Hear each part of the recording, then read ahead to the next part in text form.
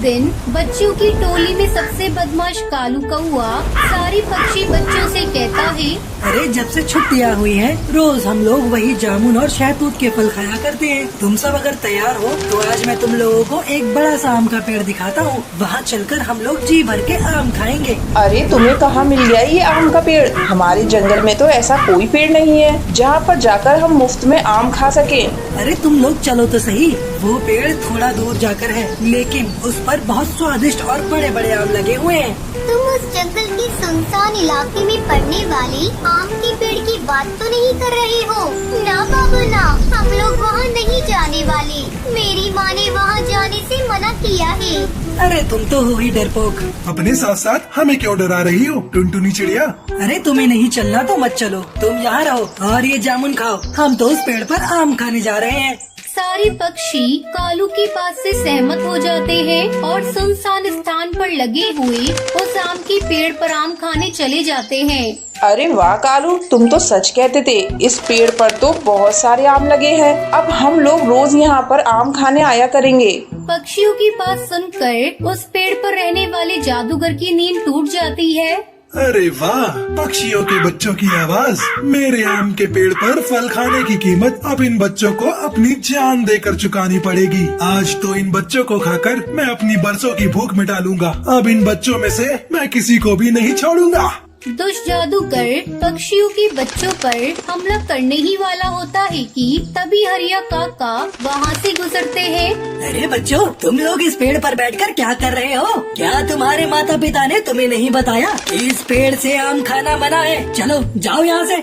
हरिया काका को वहाँ देखकर सारे पक्षी बच्चे डर जाते हैं और तुरंत वहाँ से उड़ जाते हैं। ये कैसे हो सकता है? मेरे इतने करीब आकर मेरा शिकार मेरे हाथों से निकल गया। इन बच्चों की महक मेरी भूख को और भी बढ़ा रही है। अब मैं इन बच्चों को खाए बिना नहीं रह सकता। कोई उपाय तो ढूंढना ही होगा। इसके बाद दुष्ट जादूगर बच्चों को शिकार करने के लिए एक उपाय सोचता है। अगले दिन जादूगर एक साधारण कौवे का भेष बदलकर जंगल में आम बेचने आता है। आम ले लो आम, ताजे ताजे आम, मीठे रसीले आम। मेरे आम इतने ताजे और रस भरे हैं कि जो इन्हें एक बार खाता है वो दोबारा खाए बिना रह नहीं पाता। आम बेचने वाले कौवे की आवाज सुनकर सबसे पहले बंटी कबूतर बाहर निकलता है। अरे आम बेचने वाले, तुम्हारे आम तो वाकई बहुत बड़े और रसीले लग रहे हैं। ऐसा लगता है जैसे तुम उसी पेड़ से तोड़कर ये पीले आम लाए हो। बंटी कबूतर उस जादूगर की बातों में आ जाता है और जैसे ही वो उस आम को खाता है वो जादूगर के वश में आ जाता है। एक शिकार का इंतजाम तो हो गया, बाकी के शिकार को और ढूंढना है। मैं किसी को भी नहीं छोड़ूंगा। तुम सबको चुन चुन के अपने आम के पेड़ पर ले जाऊंगा। इसके बाद बंटी कबूतर सम्मोहित होकर खुद ही उस आम के पेड़ के पास जाने लगता है। थोड़ी दूर जाने पर इससे पहले कि कोई और पक्षी मुझे देखे, जल्दी जल्दी उन बच्चों को ये आम खिला देता हूँ और पकड़कर अपने पेड़ पर ले जाता हूँ। तभी जादूगर को टुनटुनी चिड़िया अपने घर के बाहर खेलती हुई दिखाई पड़ती है। अरे आओ आओ छोटी चिड़िया, तुम्हें भी आम बहुत पसंद है ना? लो मेरे आम खाकर देखो। नहीं नहीं, मेरे पास आम खरीदने के लिए पैसे नहीं है। मुझे तुम्हारे आम नहीं चाहिए।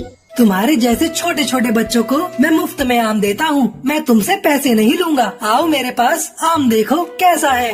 नहीं, मैंने कहा ना, मुझे आम नहीं चाहिए। मेरी माँ ने अजनबी पक्षियों से कुछ भी लेने को मना किया है। बड़ी जिद्दी है ये चिड़िया, लगता है ऐसे नहीं मानेगी। इतना कहकर वो अपने जादूगर रूप में आ जाता है। मैंने कहा ना, जल्दी से आम खा ले। खा जल्दी से, जल्दी खा।